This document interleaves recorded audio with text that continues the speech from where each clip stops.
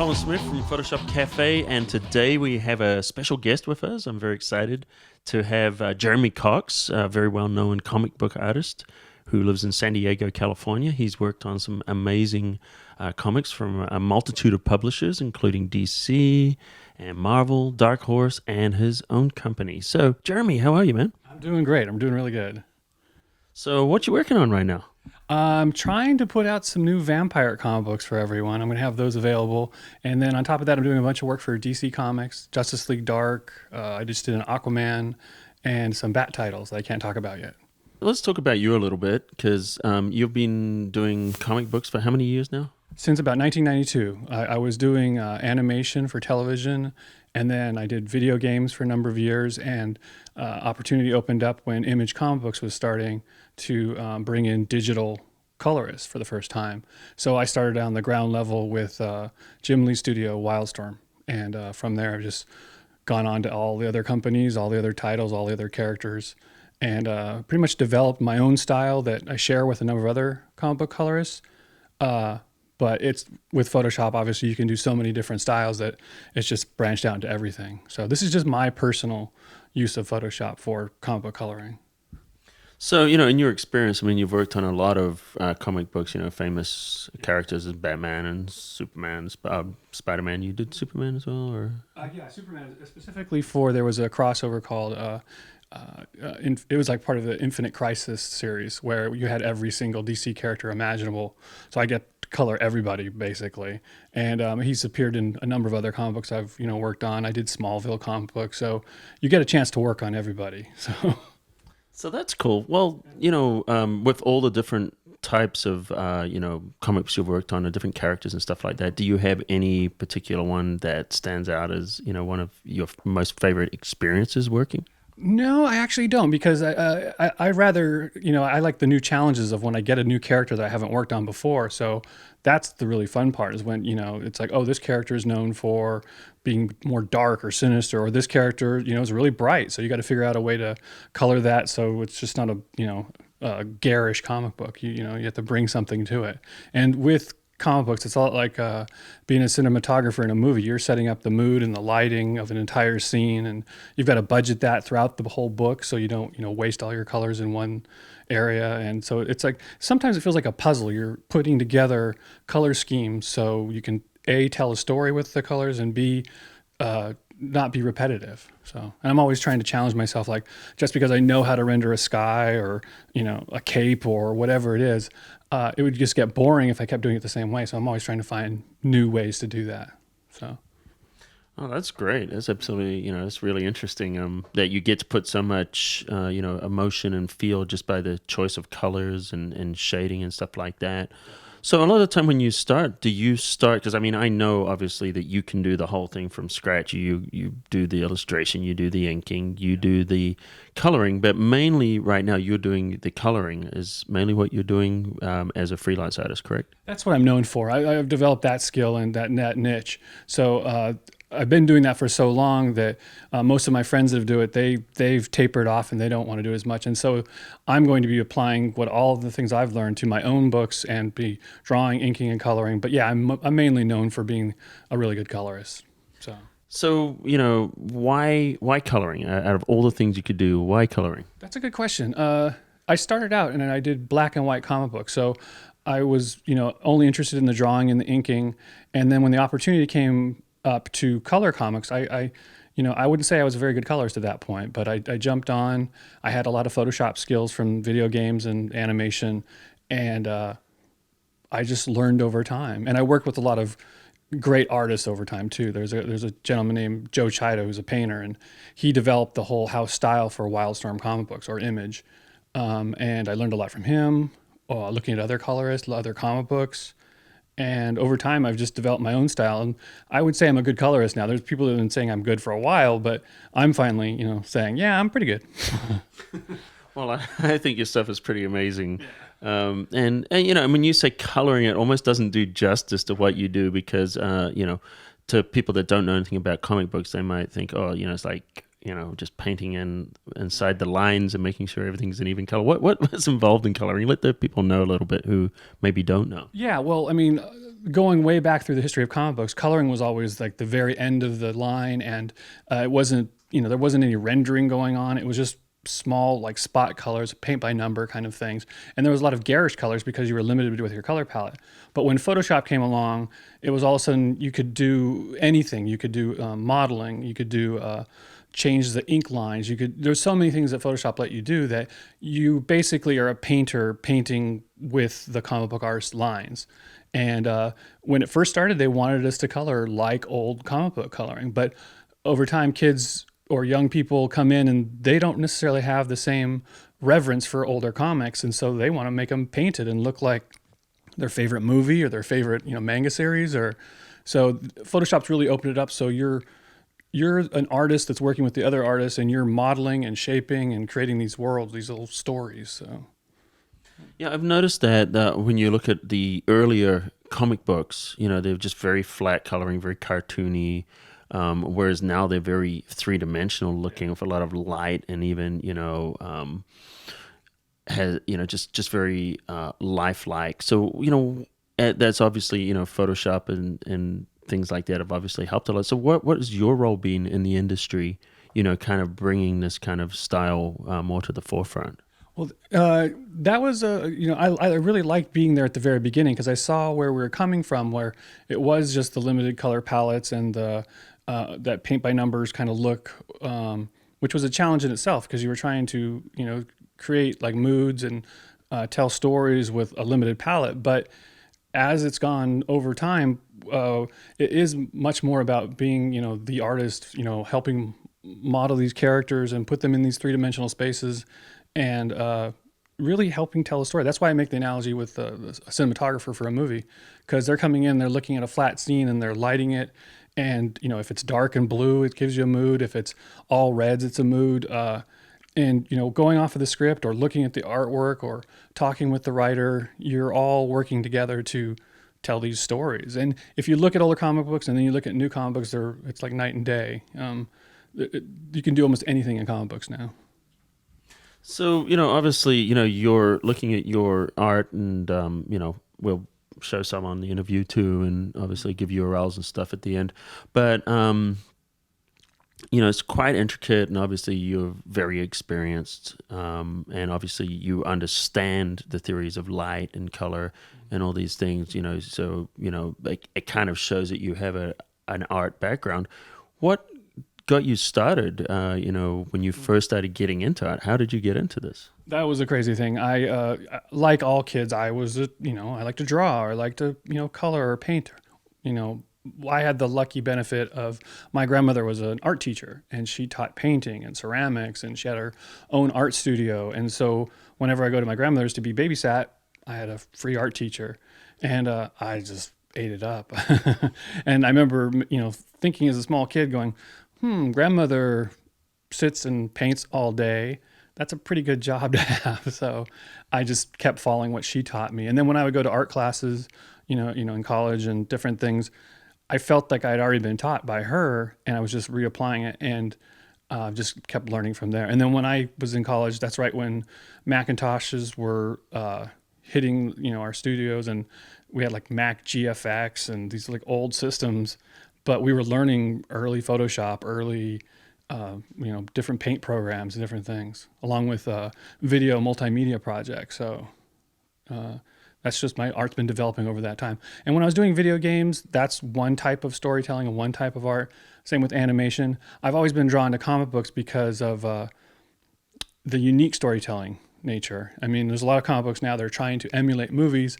Those are not my favorite kind of comic books. My favorite kind of comic books are the ones that embrace storytelling that you can only do with comic books, or artwork that you can only do with comic books. So I try to align myself with storylines that are going to be like that. And I've been lucky enough to work on great titles like Leave It to Chance or Promethea, or even the big titles like Batman, Spider-Man. You get to work with the top industry, artists and writers. So, and the editors. The editors bring a whole different thing where they're putting you together with other big talents, and you're all working together, to make this small product, but it's, comes out every month. Yeah, which means that, for you, it's as wonderful as it's got to look. You don't have the luxury of being able to spend, weeks on every frame. So you've got to produce. So how does that kind of affect your art? I really like that because it's like a sometimes I've worked on video games where you work on it for 2 to 3 years and then it comes out and you don't really know how to tell someone what you've done. Like, I did the texture on that orc, or, I did the lighting on that, casino or whatever it is. But with comic books, they're coming out every month and you have this economy of time where you've got to make quick, fast decisions, and it teaches you to be more graphic, and you use colors quicker, and you think of shapes and lighting faster. So it makes you better because you have to make these decisions quickly because you only have 2 weeks to get it out because the next book's coming. So, you've got other tools available. Obviously, there's, quite a number of, there's Painter, there's, Sketchbook, there's all kinds of tools, but you predominantly use Photoshop. Why do you choose Photoshop? I started with Photoshop when I was doing video games, and I had the great benefit of having a coworker and friend, Tommy Yoon, that he, was great at Photoshop, and he taught me some amazing things. And because I look at Photoshop more just like a tool, it's like, oh, you use this kind of brush or this kind of paint. I've always been good at Photoshop, so I've just stuck with it. And I've tried Painter, and obviously they have some great things that you can do with it. But I've really been able to figure out how to do all the same things in Photoshop. I've been really interested in Manga Studio lately, but it seems like they're just trying to emulate Photoshop. So I like that they're doing that. They have a lot of similar hotkeys, but right now, there looks like they're aiming at comic book artists. So I'm mixing the two up a little bit. But then every time I say that I'm doing that, then I just find the workaround or the way to do it in Photoshop, and I just go, oh, okay, that's how you do it. So predominantly, which tools do you use in Photoshop or you like using? That's interesting because when Image first started, and we all started first using Photoshop, there was two houses. There was a house that used a gradient program that was more vector based, and there was the people that were using Photoshop. A lot of people liked that vector look. It gave it that distinct image style or that early 1990s kind of coloring style. So they were asking people in Photoshop to emulate this graphic Illustrator look because it was graphic and you could read it quickly. So we figured that out by using the lasso tool and gradients, like the gradient tool. You could create these, how do I say, like this banded kind of look that was very distinct. So it's kind of like the Vixel style? Probably, yeah. So by using this gradient, it's almost like making an airbrush kind of look because you're cutting out shapes and you're creating like friskets. You do an airbrushing. You're doing the same thing with the gradient. You could do the same thing with the brush, but gradient was more precise for what we were doing. So I use that a lot. But as things have evolved and they let the Photoshop artists do more, I'm using everything. And I'm using brushes. I'm just using everything now, which is great because for a long time people didn't want you to do everything you could do with Photoshop because there was a lot of people making bad decisions and they were making sort of graphic, gross decisions. It was just because some of the artists weren't allowed to use those tools, and we know what to do with them. It's just a matter of letting us go. So now you have pretty much unfettered freedom to do what you want within the guidelines. Yeah, it's actually sort of shocking because you come from a point where when the industry first started, they were really nervous that people that knew computers didn't know coloring, so they would do color guides, which was great, for establishing a look for an entire book, and for there were a lot of people that knew Photoshop and computers but didn't know art theory or color theory. So now that it's completely open, you can do so many things. I just love it. It's like, I see these things in my head, or I get into these stories when I'm reading the scripts, and there was a point when they would make call outs for what they wanted in color and scripts, but they don't do that anymore. I just get to go in and choose what I want to do and then send it off to the editors, and like 9 times out of 10, 90% of the time, they're letting me go with it. And usually when they're making you change something, it's because it relates to another storyline or a crossover. Usually they've chosen you because they like what you're doing with the colors, the style. A lot of people make the mistake and they use Photoshop too much and they do all kinds of garish things. We used to laugh that, oh, you got Photoshop, you're going to throw a lens flare across all the characters. It was really bad, but it changes when you go. I used to tell people, yeah, Photoshop has 16 million colors, but I'd rather have 5 good colors, and that's a way to think about a comic book, is that you go in and you want a mood or a style and you'll try to limit your palette, and you find that really works. That's great. Yeah, I used to have a little joke that I used to tell people is that feel free to use a lens flare. Everyone can use it once in their career. However, J.J. Abrams has made a career out of the lens flare alone. I'm waiting for people to catch up and say like, oh, let's all throw lens flares and things. Ideally not. Right, right. So you've obviously you work on all these amazing projects with all the biggest studios, and which has got to be very satisfying having so many people look at your work.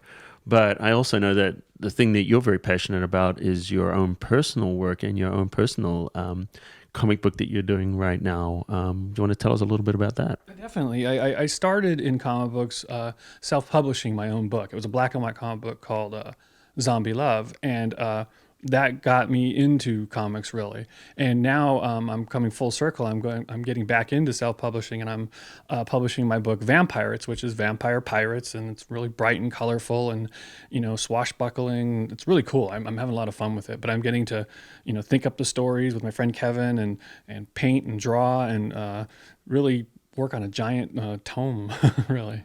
Well, that's great. Well, let's have a look at a couple of the images from your vampires right now. So.